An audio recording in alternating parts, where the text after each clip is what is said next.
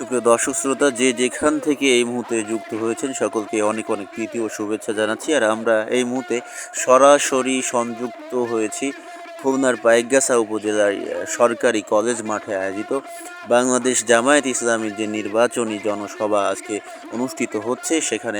এবং আপনাদেরকে জানিয়ে রাখি যে এটি আজকে 9 তারিখ হচ্ছে শেষ জনসভা। এবং আমি আপনাদেরকে একটু আগেই যেটা দেখানোর চেষ্টা করেছিলাম যে দলে দলে কিন্তু বিপুল সংখ্যক নেতা কর্মীরা যারা এবার দাঁড়িপাল্লায় সমর্থন করছে এই অঞ্চলে তারা প্রবেশ করছে মাঠে।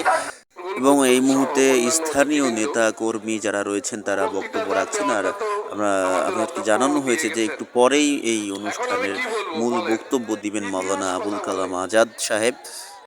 এবং বেশ উৎসাহ উদ্দীপনা নিয়ে যারা আজকের এই জনসভায় প্রবেশ করছেন, আমি তাদের কয়েকজনের সঙ্গে কথা বলেছি। আমি এই ভোট দেবো ইনশাল্লাহ দাঁড়িপাল্লায়, আর মদনের আগ পর্যন্ত আমি এই দাঁড়িপাল্লাতে অর্থাৎ জামাত ইসলামীকে সমর্থন করবো ইনশাল্লাহ।